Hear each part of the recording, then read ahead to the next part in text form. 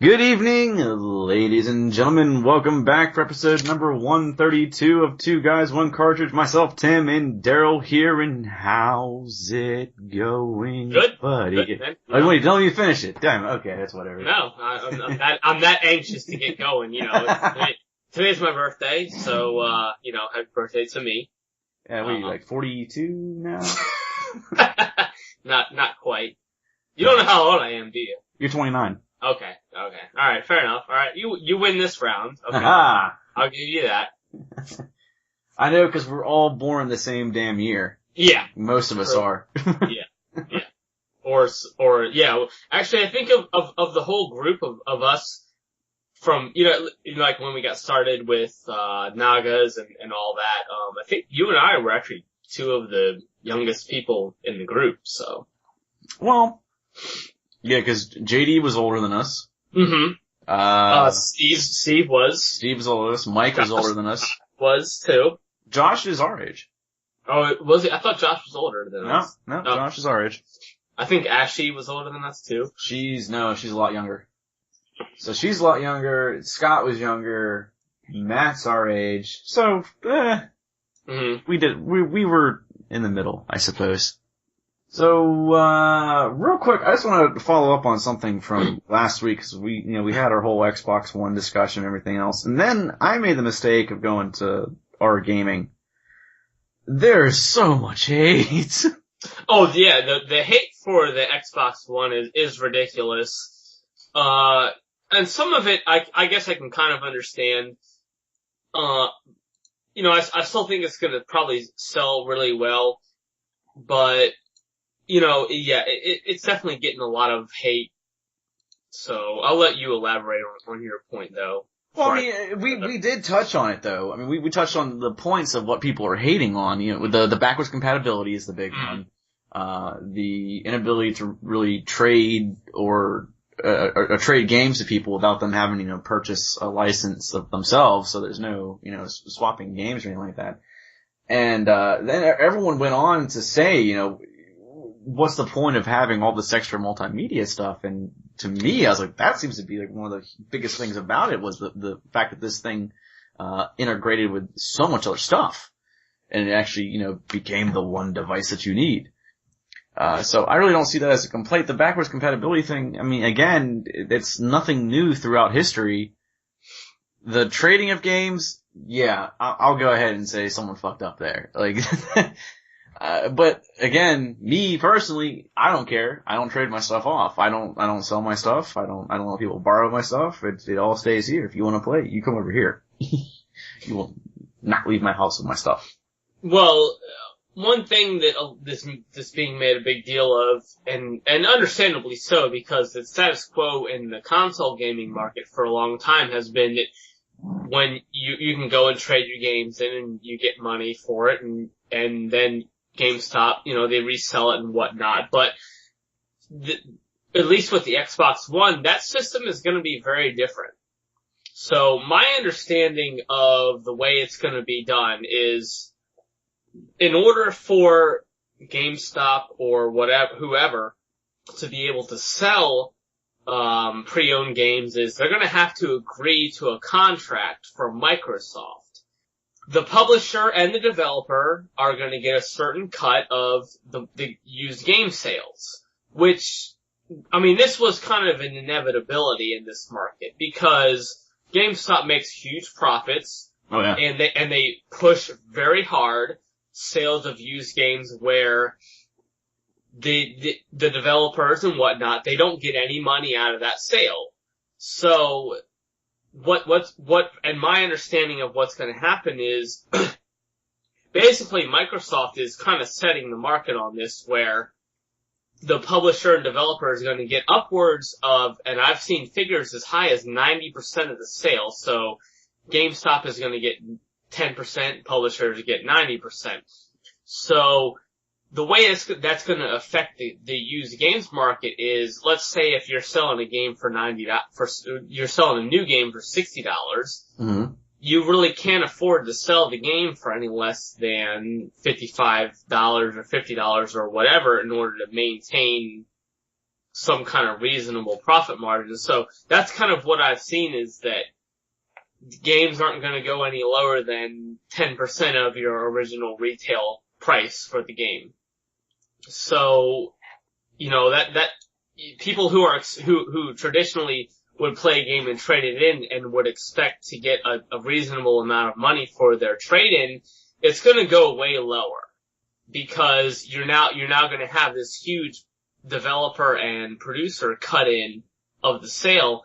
It's not going to be there. So you're going to get a lot less for your trade-in, and the cost of the trade-in games is going to be way higher for that. And that's the way it's going to be for your big name titles going forward. Because otherwise what's going to happen is, if you don't agree to that, you're not going to sell the Xbox One, you're not going to sell their games. Yeesh. So you're going to lose that. You're going to lose that market altogether. So your GameStop, your Best Buy, I think Best Buy, I know they had played around with the trade-in. I don't know if they're still doing it on any kind of major scale or whatever, but... Oh, they're still doing it up here. Yeah, but the big player in it really is GameStop. And that's really going to affect them in a big way, because if they don't agree to their contract, they're not going to get the Xbox One sales in any way. So they basically have to. It sucks, I guess, for the consumer who's used to selling a game for an X amount and getting X amount back, and, for GameStop it sucks because they're used to making this profit margin, and that's gone. I mean, it's not going to happen on these Xbox One games, and regardless of how angry the internet has gotten over it, and they have, and like you said, there's been a lot of hate over it, but this was inevitable, and, this is just how it's going to be. That's kind of the start and end of it is, Xbox, Microsoft, and the developers are going to get their cut, which is going to be the majority of it, and GameStop is going to be left with the very small percentage of it. And if they want to sell those games, then they're going to have to agree to Microsoft's contract, and that's the start and end of it. There's no ifs, ands, or buts. There's no gray area. That's just what it is. Mm-hmm. So regardless of whether or not you or I agree with it, and for you and I, as people who game on the PC mostly, this is how it's just been. I mean, there's no reselling of PC games unless you go to older just box titles.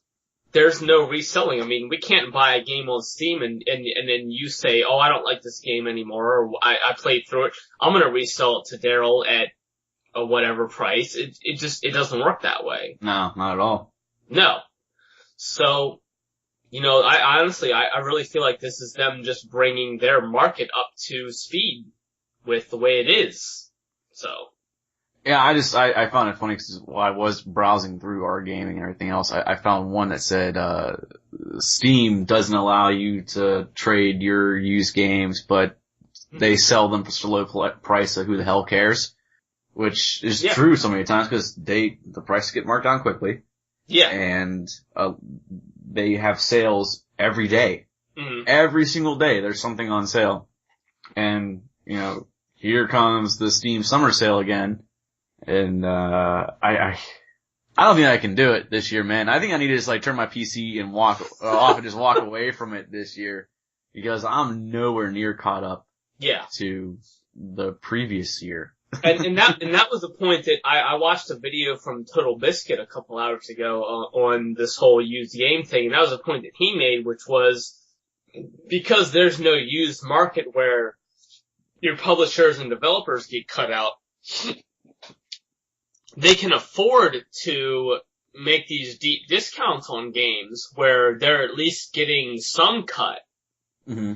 Versus the used market where they're getting no cut. So even if you sell a game at a 75% discount, you're at least getting some money, versus the used thing where you sell a game for half off or whatever and you get no money. So he actually made some good arguments in favor of there not being a used game market, which is, like I said, how it's been for you and I for, really as long as I can remember. I mean, I haven't seen a used game in a GameStop for PC in 8 to 10 years. It doesn't happen anymore. I mean, And you can't because, I mean, you look at it, because every PC game has a 25 character code or something like that comes in the box that lets you register the software. No code, well, you're screwed. Now you've just purchased a supposed used game from somewhere else, and then you have to go back to the publisher and say, I need another key, which they charge you full price for. And maybe you can talk them down a bit, but chances are no. But so, I mean, there's no use, like you said, there's no use selling of PC games on the market out there. But also, too, when you have a platform that's open like Windows, I mean, anybody can make a game and sell it for whatever price they want to.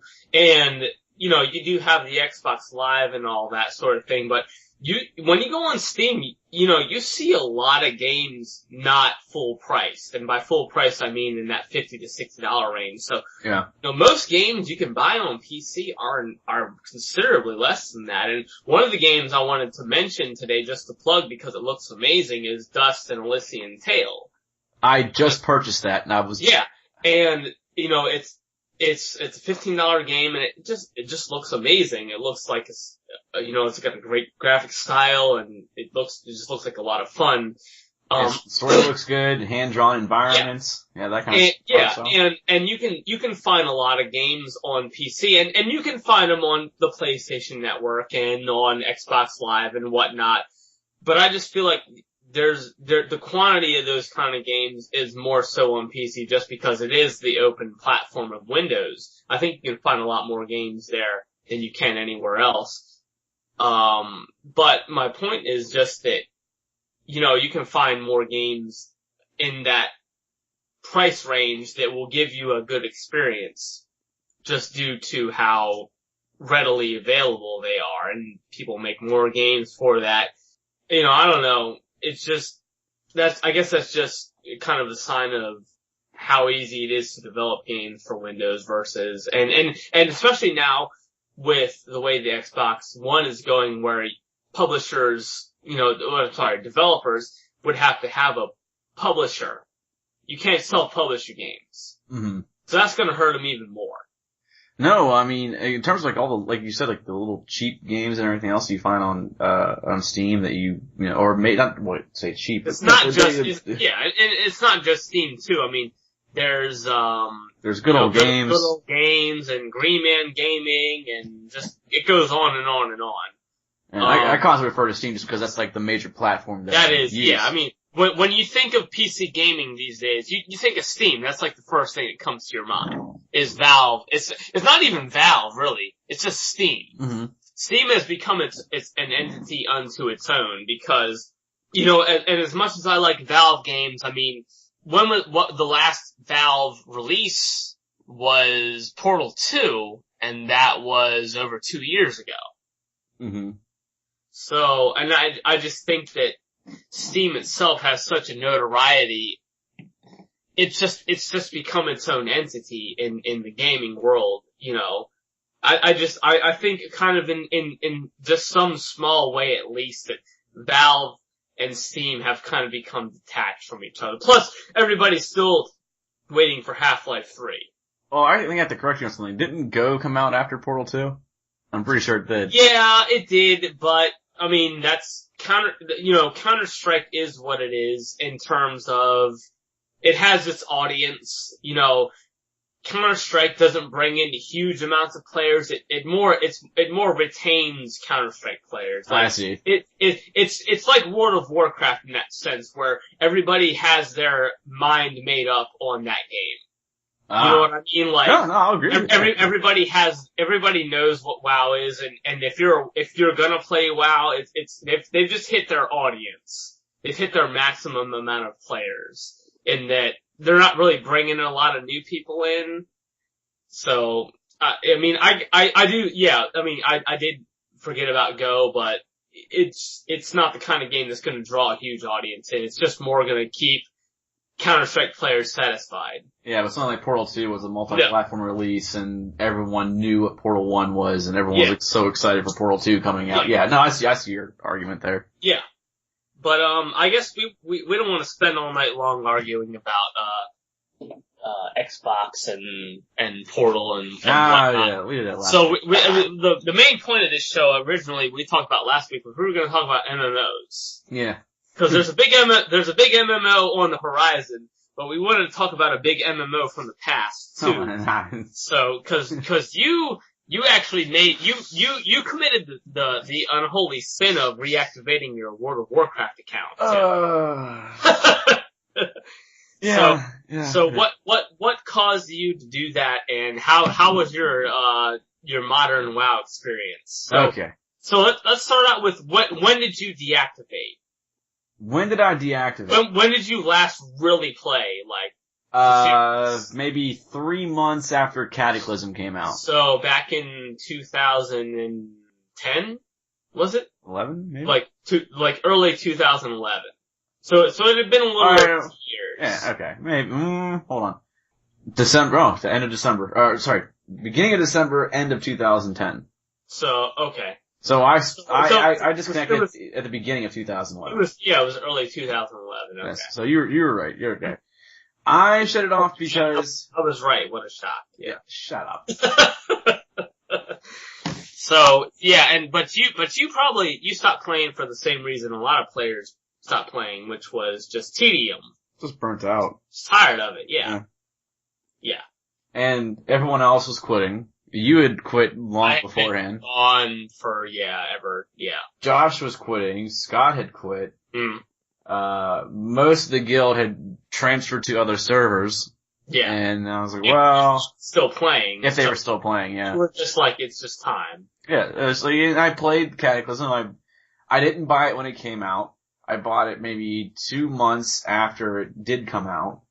And I played it for a month. I took 2 characters up to 85 and I said, well, this was nice. And, I kind of left. I experienced the story without running any, instances or anything like that. Mm-hmm. I said, well, I missed out on a lot, but, my player base, all my core friends, they're all gone, so there's no one really to run dungeons with. Yeah. And I was like, well, I guess this is goodbye, WoW. And, I signed off, I logged in the Battle.net, and I shut my account off, and I didn't look back. Mm-hmm. And I had thought about it for a while, bouncing between other MMOs, trying them out. We did Guild Wars 2, and we did the Old Republic, and I think that's it in terms of MMOs I played after WoW. Well, yeah. I played... Yeah, I tried Rift too, but it just, Rift was okay. It wasn't amazing or anything. It was just kind of a standard MMO, had a lot of MMO stuff that you would expect in it.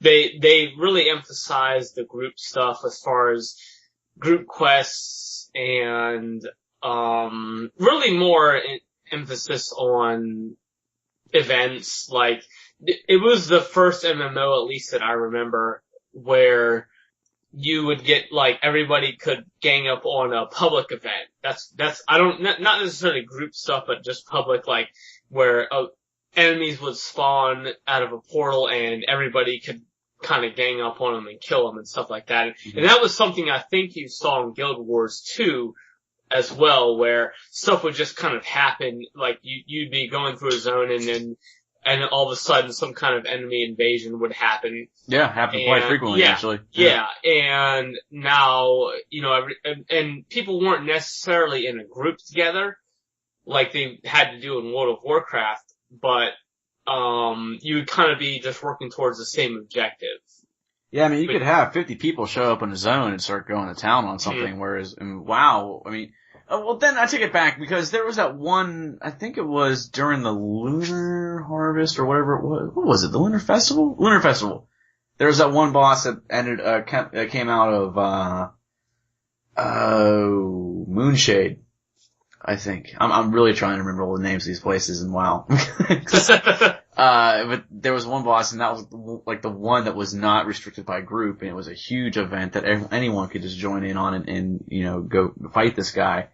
Mm-hmm. But in any other instance, if you were not the group that initiated combat, you're SOL. Yeah.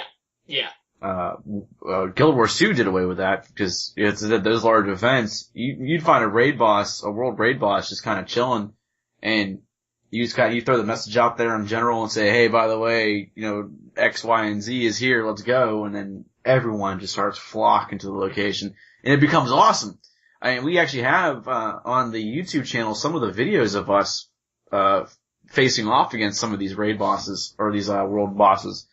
And, some of them are pretty humorous, some of them are pretty embarrassing, but then again, that's because at the time some of us didn't even know what the hell we were doing. Yet we're still getting used to the way Guild Wars was, opposed to every other MMO that we played. Mm-hmm. But, no, I mean, I like the idea of putting together a very large group as opposed to, 10 to 25. It's like, no, I want to have 75 people out here going nuts. And everybody gets something out of it. Like that's the thing I want to see. And that's one of the things where, this game Wildstar, which is kind of the next big, like, AAA MMO, is coming into focus, where they're taking some stuff from, your typical, at this point, WoW style MMO, and what we learned from Guild Wars, and adding in some new stuff too. And just kind of taking it to the next level. So this is really the MMO where I'm getting excited about it. And you've got, like, other games, like, for example, you've got the Elder Scrolls Online, which is supposed to be coming out. Yeah. And there's, like, Warhammer MMO, and there's other free-to-play type of ones coming out. But I think Wildstar, it's gotten a lot more attention than they thought it would. And for good reason, too. And when I first heard about Wildstar, and I'll give you the article here, when I first saw this on Rock Paper Shotgun and I saw the picture, I looked at it and I was like, look at this, like, space troll thing. Like, this has gotta be a WoW clone, obviously. It kind of looks a little bit like a troll, you know what I mean? And it just, I see for people who can't see the picture, it sort of does, so I just kind of brushed over it, but I went back to it a little bit later and I was like, well, I guess, I'll look into it a little bit just to see what it is, and it led me into their housing video, which I was never a big proponent of player housing in WoW. I didn't really know anything about what player housing was.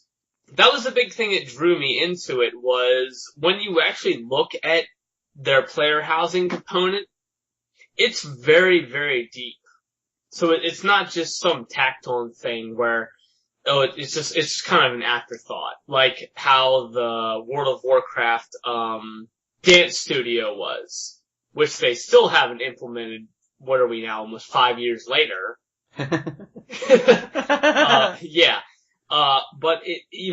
look, when you go and you look at Wildstar and you see that they're kind of combining a lot of traditional MMO elements with things from Guild Wars 2, and then trying to innovate in certain ways, for example, with the player housing, which is something that you don't see in MMOs. And this is something that WoW players had talked about for a long time. This is something that they had asked for forever, but it was never implemented. It's intriguing. It does have a lot of potential. And like I said, it is the next AAA MMO that's going to be coming out on the market. So I'm trying to not get too excited about it, because we've been let down every time. We've gotten excited about an MMO. For example, the Old Republic. I had my fun in it. Yeah, and you can get some out of it, and I had some fun with it too. But at the end of the day, it does not have the longevity of, really, I mean, you can't make an MMO now without drawing comparisons to World of Warcraft. True. In the theme park style. So you have your two styles of MMOs, which are the theme park and the sandbox style. And nobody really makes sandbox style MMOs anymore, where you literally can go anywhere and do anything you want. That's more of that was more of an older like 90s style or early 2000s, like an Ultima Online or Star Wars Galaxies. And Star Wars Galaxies isn't around. I don't know if Ultima Online is around anymore. But you literally could go anywhere and do anything you want. Whereas in the WoW style, they give you the idea you can go anywhere and do anything you want. You can't though. Because everything is level based. Everything is, and not only is it level based, but it's just so, I don't want to say canned, but you can't go outside of what the developer wants you to do. You know, there's and anything that is outside of what the developer's idea usually gets buffed or usually gets nerfed. I don't want to say buffed. That's the opposite. It usually gets nerfed. Like, take for example, let's go back to the zombie event, which I still hate you for. But, cool. but putting that aside, you know, the players, I feel like they didn't necessarily intend for it to entirely take the game over, but that's the kind of event where we ran with it, you know, probably further than they did where, you know, zombies took over the entire capital cities and killed flight paths and quest givers and all that kind of stuff. And in a game like WoW, that was never really intended. You know, you've got your set quest givers, your set vendors, and all that kind of stuff. And, you know, the player base expects that to be there, and they don't really want to be interrupted. It's a very PvE oriented game, so they always expect, like, this guy with the exclamation point over his head is always going to be there, and when I complete the quest, he's going to have a question mark over his head, and I turn the quest in, and, you know, so on and so forth. So, there's a certain status quo set into that game. There's not room for a lot of, you know, like I said, compared to an Ultima Online kind of game, where it was more player driven, player oriented, and you could literally do whatever you wanted. There's not a lot of room for that in those kind of games. You know, and in Wildstar, it's not going to go back to that, but there's going to be a little bit more freedom. But it's definitely still more in the WoW camp of MMOs. Now, they're trying to, I guess put more of an emphasis on single player PvE and things like that versus in what WoW is now, where it's more focused on endgame and you get to raiding and you get your character up and blah, blah, blah. So one of the things that they're doing that I think is pretty cool is they're going to have a system called the pathing system. And have you looked into that at all, Tim? I haven't looked into the pathing system, well, not yet. Okay. I just started, like, looking over this, but, like, listening to you talk and trying to read is far more than my brain can do right now. Okay. Fair enough. But, so what they're doing with the pathing system is, like, let's say, like, for me, I like to explore. And I legitimately, that was one of the things that drew me into World of Warcraft, and especially as being just a Warcraft player before WoW, was the lore of Warcraft really enthralled me. I've read everything about it I could, you know, I read the instruction manuals over and over again, and I loved the lore of Warcraft. So when I got into WoW, I wanted to explore everything and learn everything about this world that I had only seen from the isometric view, controlling my troops, and it was, you know, told to me in cutscenes and mission briefings. Mm-hmm. So, to me, to be able to go into this world and actually learn about it and see these things I had read about, and, like, one of the things that really stood out to me was the very first time I could ever walk up to a ballista, which is like a crossbow on wheels, basically. And that was a big deal to me because I had used that weapon in Warcraft 2. And just to see it in person, that whole setting and whatnot, and that just meant a big deal to me. But my point is just that, I forgot where I was going with that. Cool. But, just the lore played a big deal, played a big role in it, to me. But, Now, I will say this, not to cut you off, but damn, I want to talk for a minute. Go ahead. Because you just kept on going. I can go on about this. I was like, I'll just wait a second. He'll be done. No, he ain't done yet. Yeah. But when you first, because you introduced me to Wildstar, to this coming out, and I didn't really know anything about it until you started showing me videos for it. But I will say this, like, what I do like about the game so far is the combat system was one of the things that kind of drew me to it. Was giving it more of an active combat feel, more towards the Guild Wars side. I mean, it wasn't really active, but you definitely had the combo system in there. The fact that you can see where enemy attacks are coming from, so it does prompt you to make sure that you're dodging the attacks. It gives you the ability to do so, which is something that's really not heard of in most of the MMOs these days. I mean, if something's gonna cast something, you're gonna get hit by it unless you go back to WoW again. You have an ability to interrupt or something like that, where you can stop something from happening and some things can't be interrupted.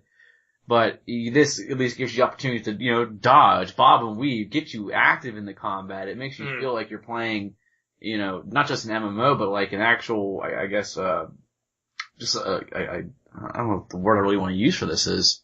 Well, what you're talking about is the telegraph system in Wildstar. And what I was getting at though was the pathing system. But so to go back to that real quick. So like I said, I mean, I like to explore in WoW. And that was a big thing for me. That's what I was getting at was, when I was talking about like, going to the ballistas and whatnot. So. Oh, I had a point for that, but go ahead. Yeah, so what they're going for is, you can, you'll pick, when you make your character, you pick your race and your class. But you also pick your path. And what they're doing is there's 4 paths in the game. So you've got, settler, explorer, and then I think it's soldier and scientist.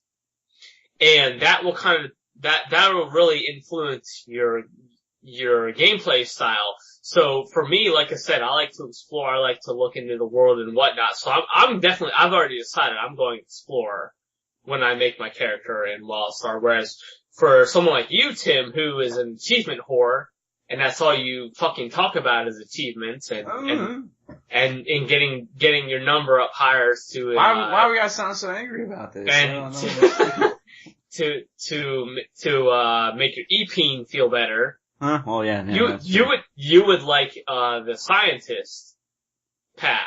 Okay.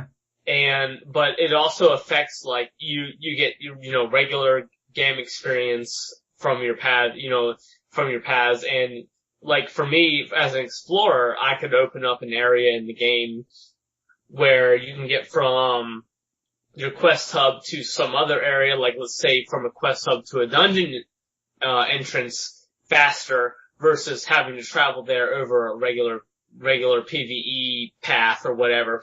So it has other advantages over just regular class things of that sort. So it actually gives, real benefits instead of just being an add-on. Absolutely. And like as a scientist, you may figure out a weakness that a world raid boss has. So let's say if we're gonna go fight some world boss and Tim's our scientist and he's already, scanned this boss and he figures out that he has a weakness to whatever class or whatever, style of magic. We could use that to our advantage. So every path can open up new content and it just provides an extra level of gameplay. So. And the paths, I mean, these are things that would all normally be integrated into the game. Wait a minute. Well, let me finish. Oh, no, I got a quick. Okay. Explain to me how my achievement hunting whoring process makes me a scientist, unless it's because I scan every asshole out there. And that's the intent behind the scientist is, you can go up to every mob in the game, you scan them, and that's just kind of what they're going for. Okay. So the scientist is the class where it's like, you want to do everything, you want to see everything, you want to fight every mob, you want to scan every area and whatnot. That's really what they're going for with that path. Okay. Please continue. And that suits you. Because like I said, you are the achievement whore in the group. You always have been. Speaking of which, 3,940 individual achievements according to Raptor as of today. Okay. Well, there you go. But I'm just saying, just throwing it out there. Because we talked about it, I'm just gonna throw that number out there. And that will suit you perfectly. Cool. But the pathing, that's just one system in Wildstar that they're trying to do to set themselves separate from a typical MMO, from a typical theme park MMO. Another thing that I mentioned was the housing. Yes. And the house, I was never a big proponent of player housing. And when I first heard about it, I was just like, whatever, I don't care. But it looks really awesome. I mean, from what I understand is, at a certain point you get your housing plot. Okay? And then you have to buy it, you can buy like a small size house, and from there you just kind of go up there like medium, large size, whatever. And your plot has what Carbine is calling, sockets on it. So what you can do with your sockets is you can build areas like a garden, you can build a mine, and you can build, let's say you're a blacksmithing type of profession. You can build an anvil or whatever to make weapons, and that's what they call plugs. So you have your sockets and your plugs, and that, it's extremely witty on their part. But, let's say, for example, you build a mine and you're mining your ore for your profession, and it can actually open something like a dungeon in your mine. So you can go down into and just have like a one-player dungeon that you play through. So there's a lot of possibilities there with your player housing type of thing. And you can have like your little vanity items, like they've showcased, for example, like an anti-gravity type of area where you can jump on like a trampoline or something and like jump super high in the air just for fun types of things. And for example, in your garden, it'll provide you with real like crafting materials. So instead of going out into the world and having to run around a certain zone to gather minerals or, herbs or whatever, you can just go to your garden or your mining center or whatever and get the materials that you need. So, and one of the cool things about it too is when you stay in your house, you get more resting experience as well.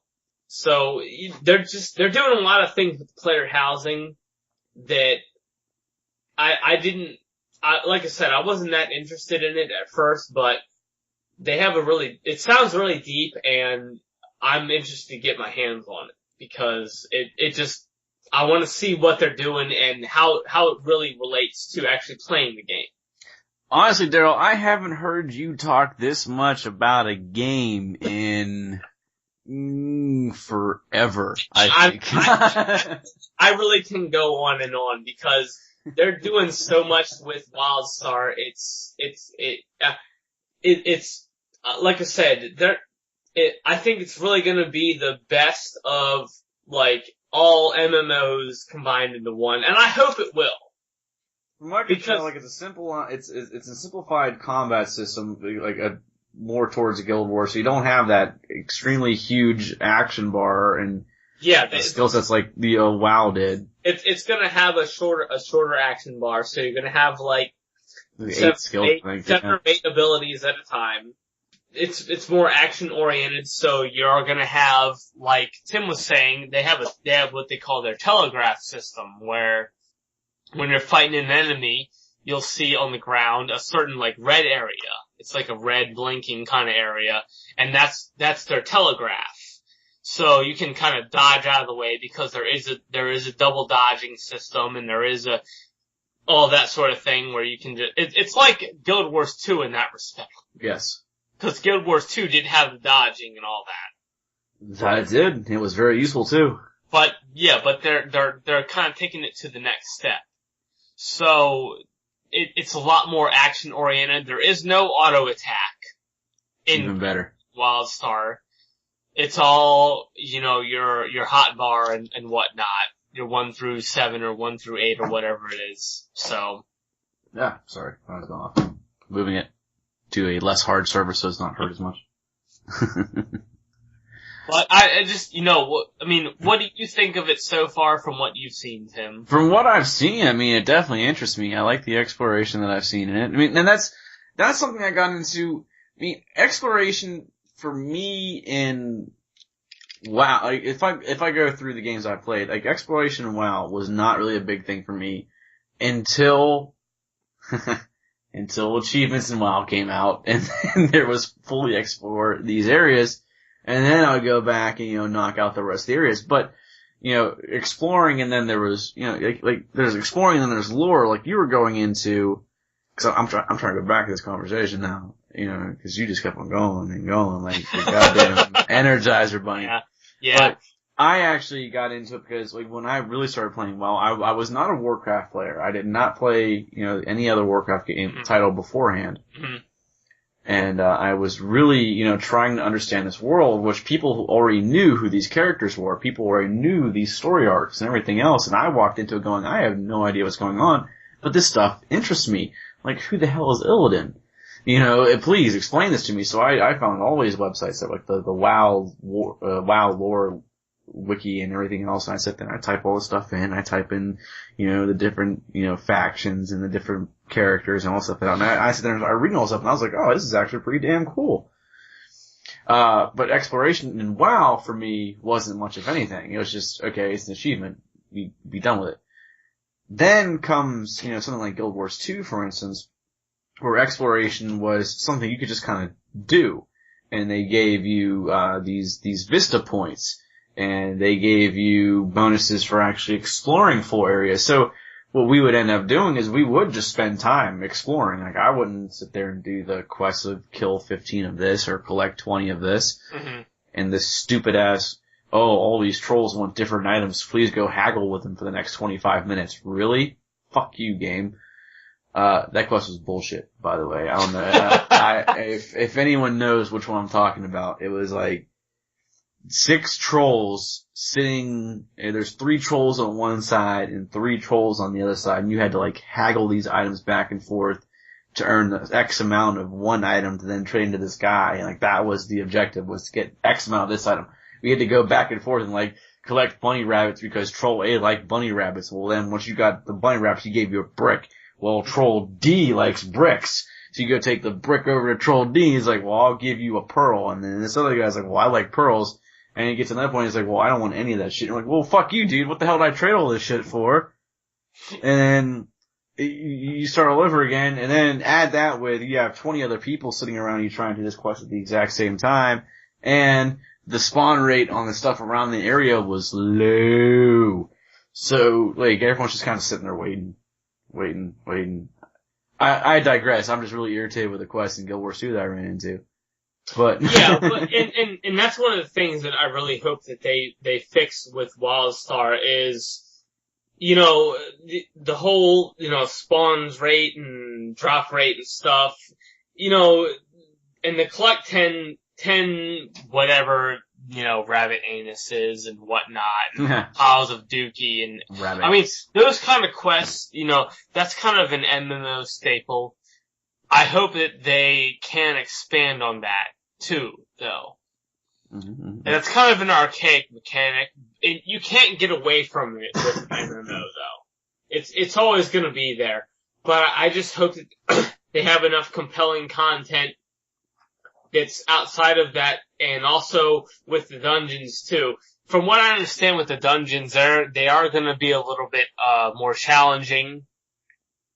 You are going to be presented with I don't want to say world bosses, but just, I guess, PvE situations where you're going to be fighting stronger monsters and things of that from a very, very early stage. Too. Larger encounters, basically. Yeah. It's not just Just like, it's kind of like it was in WoW back in, when you had to do like group quests and whatnot back in the old days, which they don't really do anymore. So you are going to kind of be forced to group a little bit more. You are going to be forced, and from what I understand too, the dungeons are going to be they're going to be harder. So you are going to be forced kind of to group with people that so you can have the voice, the communication and whatnot, which is fine for me. They are kind of targeting more of they put it the 1% group for Endgame. They are going to have 40-man raids. Damn! Which is an interesting decision, because almost every other MMO that I can think of has gone away from the 40-man raid. Didn't WoW have 40 mans at one point? They did. Back in vanilla, they had 40-man raids, and that was it. They didn't have 40-man raids after that.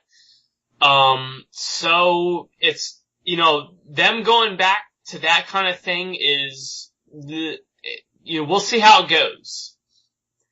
I'm not opposed to the idea. I personally don't care, because I was never an endgame raider anyway. You weren't either. Not at first, not until and they say, they might end up tuning them down a little bit after the next tier of content comes out, which I'm sure they will, but they're putting an emphasis on being, kind of like, I guess as good as you can, in the sense of they just want to push players in the MMO space. Mm-hmm. Because nobody really does that. Everyone's kind of catering to, and I don't want to say to the lowest common denominator, because that's kind of derogatory, but they're just, they really want to bring in that 1% of what they call the 1% anyway, of raiders and whatnot, where people are really being challenged with endgame content. Mm-hmm. Versus like in WoW now you have like the looking for raid groups, who are basically the raids, but in like a super easy tier. Yeah, just steamrolling through everything. Exactly. Yeah. They don't want to have that kind of content in the game. They really want to push players and have challenging endgame content, which I'm fine with. I don't need to experience every single facet of the game in an MMO. I think with a game like this, they're gonna try to have a lot of content for people who don't want to raid, because they have a strong PvP component too. And that's fine, but let me ask this though. Because one of the big questions, of course, is does this follow the style of the Holy Trinity or not? Yeah, they do. They're gonna have tank, healer, and DPS, absolutely. Okay. I'm okay with this. Absolutely. Yeah. I'm okay with this. I thought I could get away from it. I honestly thought I could escape, Daryl. I thought I could escape.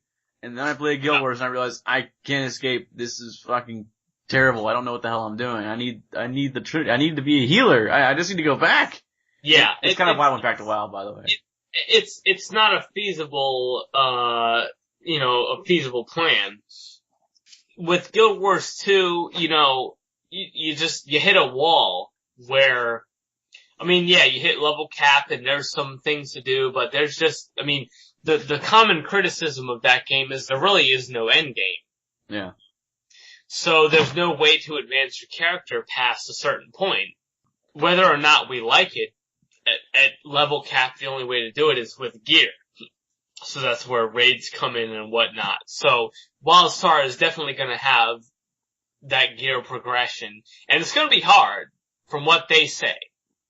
Which is fine, like I said. It's fine for me, as someone who, like I said, is not a raider. So we'll see what they're doing in that respect. Now see, this is what makes me mad. Like, so, in terms of difficulty in raids, or in just dungeon instances, raiding, anything like that, when I came into, like, my full swing of everything, or just getting into the MMO scene and everything else, was when Burning Crusade came out for WoW. Yeah. And technically mine was way before that because I was a MUD player, if you still want to, consider that an MMO. So here comes Burning Crusade. Mm-hmm. Burning Crusade had two things. It had normal dungeons, it had heroic dungeons. And you play through the normals and you play through the heroics. And at this point, I had just finally hit max level for the first time playing through this. So I never really played max level in vanilla. I never experienced the 40-man raids. I never experienced any of the endgame content in vanilla because it was just time to, I'm 58, it's time to go to Burning Crusade. It's time to go to, Outland? Outlands. And, you, of course, will always remind me of my very first tanking experience. Yeah, in the Botanicula. Yeah. Because we couldn't even beat the second boss because of you. Yeah, because I had no idea what I was doing. And that's not your, well, I mean, I'll blame you because of course you can. It's easy and fun, but yeah, you didn't know what you were doing. But the thing is, what I'm trying to get at though is like, so the dungeons in Burning Crusade were considered to be harder than, anything from recent releases. I mean, Wrath of the Lich King was just a joke when it came down to a lot of dungeons. Like, people could just steamroll through everything. But I developed a very certain set of skills from Lich King on. And like I'm so frustrated with it because I'm like, well, if I would have known what I know now then, I wouldn't have embarrassed myself so much. And like, that's what I really wish I could have done. Like, I really didn't pay attention to, the correct skill sets. I really didn't pay attention to, what spells are more useful than others. But then, when Lich King came out, something really, awoke in me and I went, okay, I'm gonna pay attention to this website, I'm gonna read what people say for these builds, how do you go ahead, what's your rotations, and all this other stuff. And I got serious about it because I became a dedicated raider in Lich King. Like, I was raiding 2-3 times a week. Easily. And, I got into it, and like, I love raiding. I love the Holy Trinity side of it. I'm like, I'm a healer. I love fucking heal. I love healing. This is a great thing. I keep everybody alive. Everyone's happy. We get the fat loot, so we move on to the next thing. We're good. I was a druid healer, so not many people needed leather, gear. Leather intelligence gear. Didn't really exist. Or wisdom gear, I guess. Wisdom intelligence. But, and I enjoyed that. I enjoyed that aspect of it. And I think that's what drove me back to WoW, was because I just missed that. And I come back to it, I'm like, I have no idea what I'm doing anymore because I've been away for 2 years. I mean, besides the fact that every time I log in, I get about 50 guild invites. Because here I am at level 85 with no guild anymore. I'm like, oh. Do you heal? Yeah, I heal. Come join our guild, we're doing stuff. I'm like, dude, you don't understand. Like, I've been away.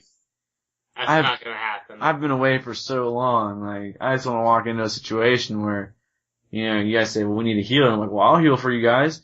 And I suck. And I don't want to get back into that. I don't want to feel like I did back in Burning Crusade all over again. So I started all over again. I created a low-level character, and I started taking myself through the looking for dungeon system again. Or the LFG system again. And I was like, alright. Let's get back to basics because they changed all this shit and I have no idea what I'm looking at anymore. Yeah. And I forget all the websites I used to go to for all my build information and all my help and everything else. I forget what they all were. So like, I sat there and I was like, alright, I'll just go to, what was the name of that website? I used to go to it like every day. What was it? I can't even. I don't know. And so, yeah, exactly. And that I sat there like, I mean, for me, like, the first website that pops in my head is Wowhead. Yeah, but that wasn't really the build, so no, there was a. No. Was it Elitist Jerks? No, it wasn't Elitist Jerks either. It was something else. And I used to Tank Spot? That might have been it. But no, Tank Spawn is where I went to go watch all my videos for raids and everything else. Yeah. But where I got my build information though, and actually paying attention to people that did build information, I can't freaking remember for the life of me. But yeah, now that you mention all these other websites, I'm like, yeah, that's right. I do remember all of these. I used to go to these all the time. I actually had, back when we were running Nax Ramus and everything else, I had all those videos downloaded and imported into my my iPhone, and I would sit there at work on my break and I'd watch all the Nax Ramus videos. I'm like, we're gonna run this bitch tonight. I better be prepared. I watch it again. I'm like, how the hell do I fight this guy again? What's this encounter like? Okay, we got 6 over here, we got 4 over here. Alright, yeah, we got this. Okay, there's the undead guys. There's a live side, undead side. Alright. We got this. And then we go in and fail horribly. I'm like, damn it, I watched the videos and everything. But, I don't know, like, I was really into the raiding side of things. I mean, it got tedious after, doing it for so long while waiting for another expansion or another patch to come out with a new dungeon to go do. But, like, that's the thing I missed. And, like, I didn't get that experience in the Old Republic because I quit before I really got way too involved with it. I didn't feel part of the guild that I was in. And then Guild Wars 2 really didn't have that, and any of the dungeon, systems or dungeons that we ran were embarrassments. Again, those videos are up on our YouTube page. You can go ahead and watch those, and you can see us fail horribly. Because all of us were WoW players. We all came from the Holy Trinity. We all knew what it was.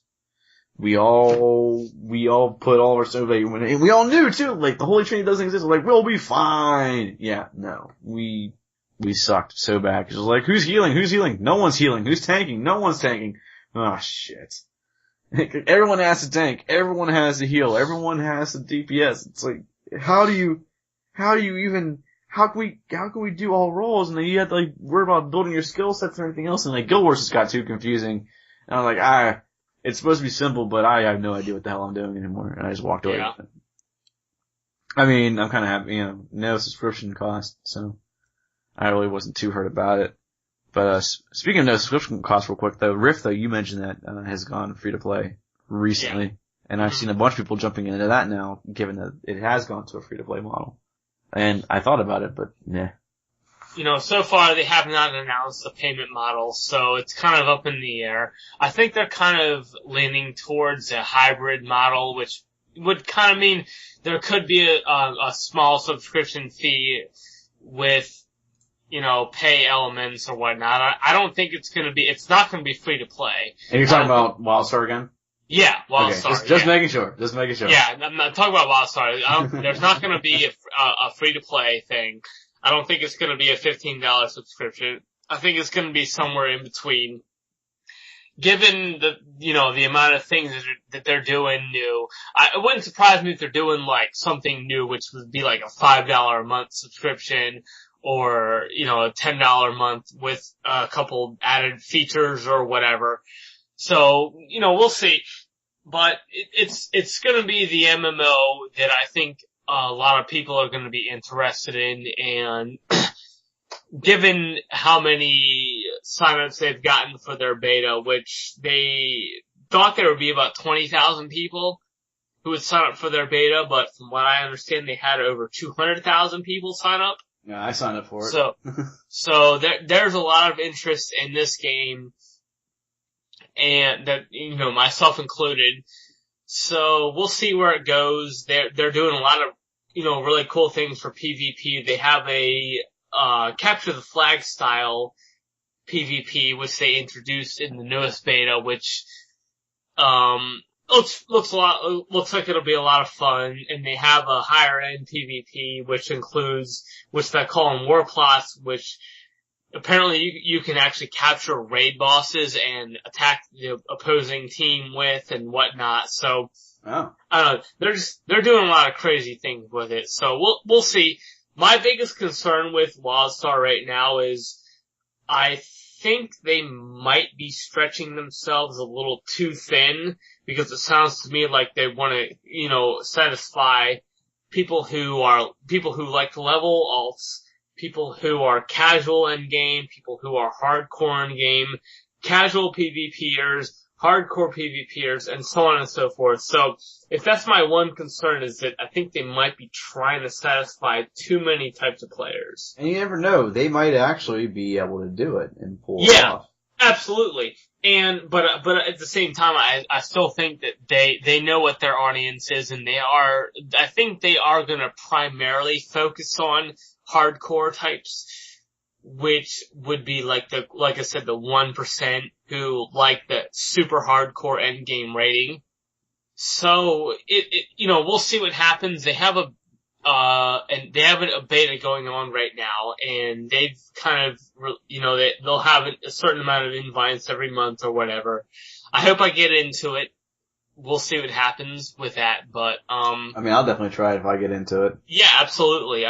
It's like I said, it's the next AAA MMO. It's being published by NCSoft, who published Tabula Rasa and, Guild Wars 2, among other games, so it's at least worth a shot. I'm trying not to get too far carried away with it, because I got really hyped over Guild Wars 2 and got kind of disappointed with it.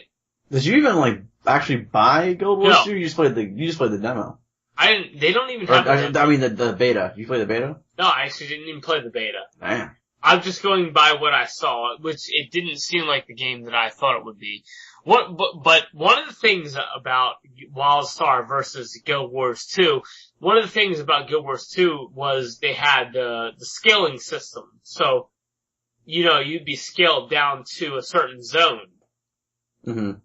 Whereas in Wildstar, it's optional. So you can say, let's say I'm a level 40 and you're level 20, and you want me to run you through a dungeon. Well, I can choose to scale myself down to that level and get extra rewards, or I can just do a speed run of you through that dungeon, and it's just like a standard MMO style speed run. Which I'm quite used to you doing it for me in the past. So, that's one of the things that they're doing versus, I guess they learned from Guild Wars 2, which is not every player wants to be scaled down.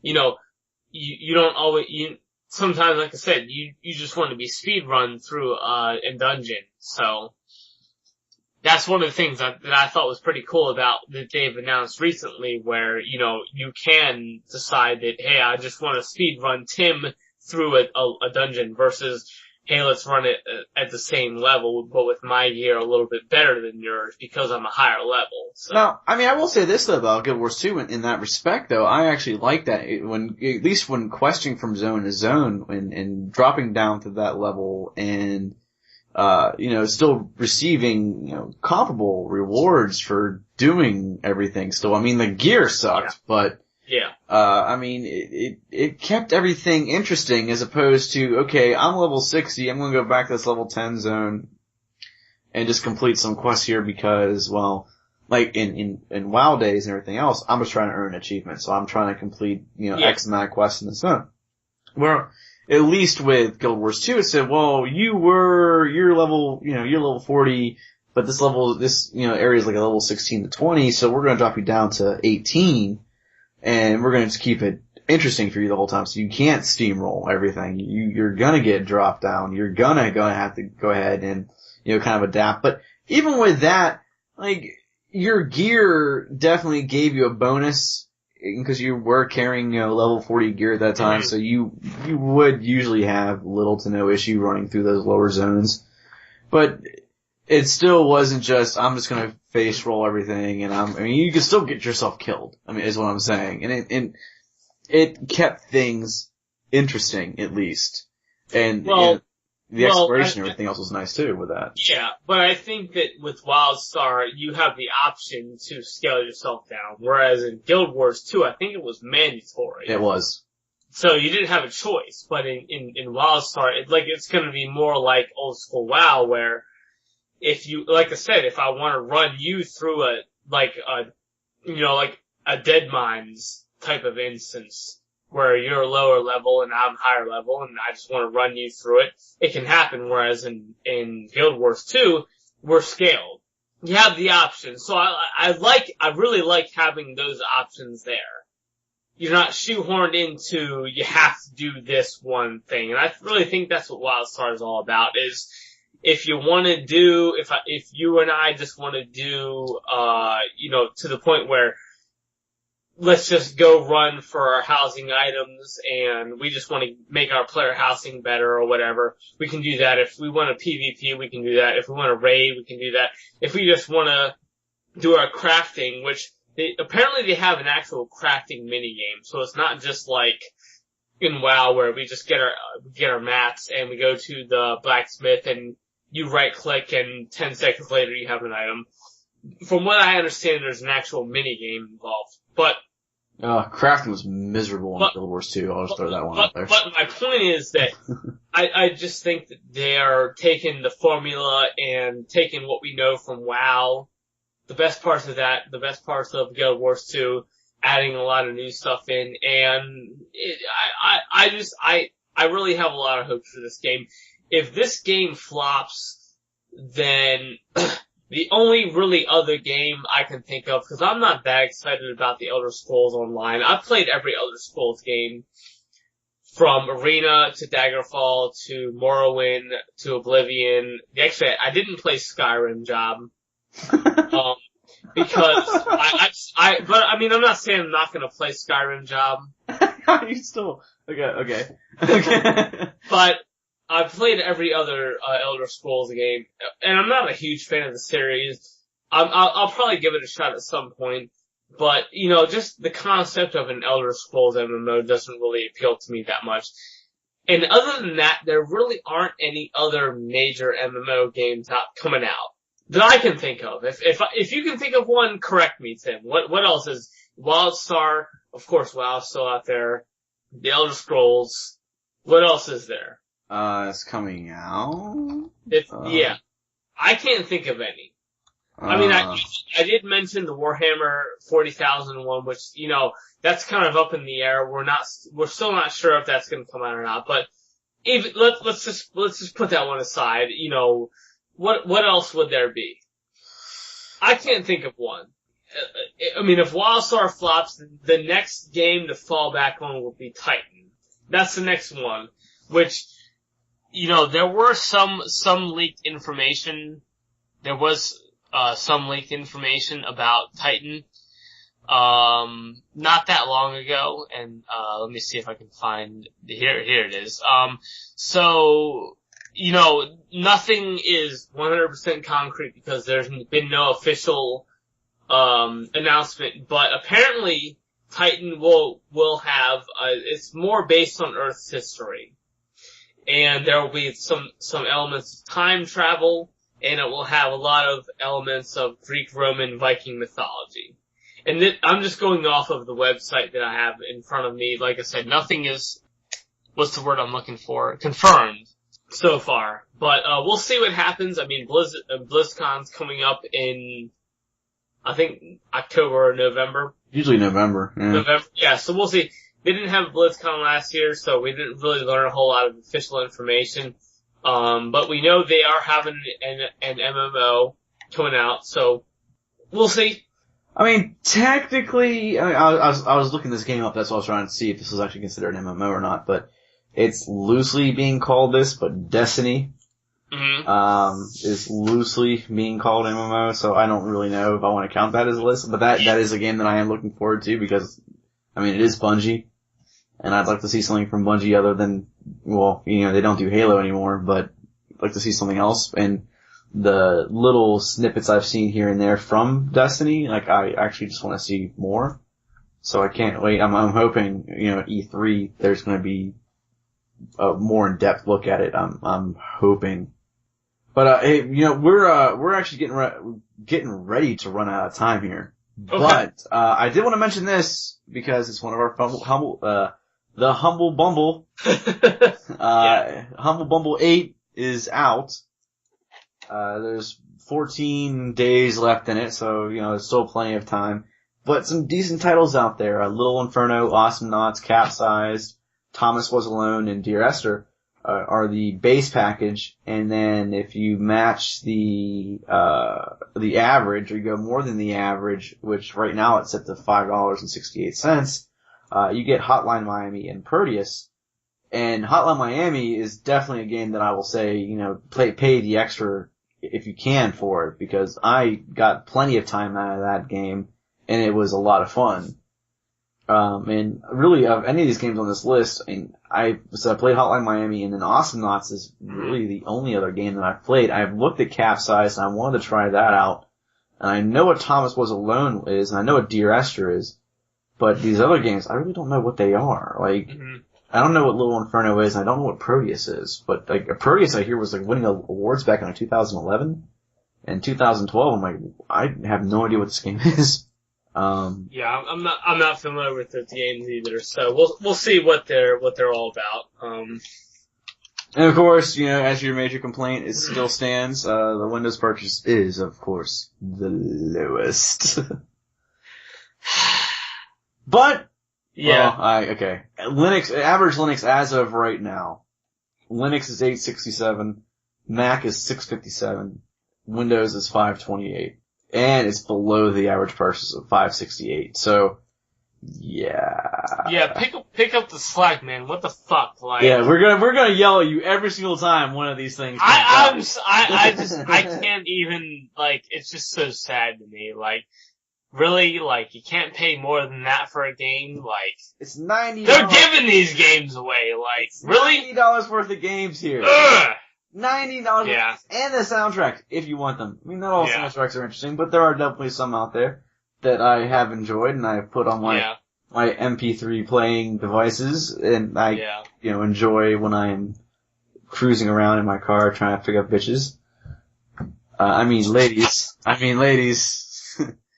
Yeah, apparently the Scott Pilgrim vs. the World video game soundtrack is not what you want to play in order to meet someone of the opposite sex. It doesn't work. I don't know why, but it just... You're talking to a guy who drives around listening to Slayer, so... I mean, I listen to everything, so, I mean, but, when I'm sitting there listening to that, I think it's Anamanaguchi, I think was the group that did all the music for the Scott Pilgrim game. Yeah. Good music! It's good music! But, definitely not helping with the ladies. So. Well, I guess since you mentioned it, we're gonna go ahead and end it for tonight. We'll be more, we'll elaborate a little bit more on our points next week since it won't be my birthday, so. Yeah. And we'll also be a week closer to E3, which is actually the following week, so. We'll cover some more general topics, I guess, and, because I got plans up to talk about it, because I said we've been away for a long time, and I have played lots of stuff. Yeah. And I have lots of things to say. Oh yeah, so do I.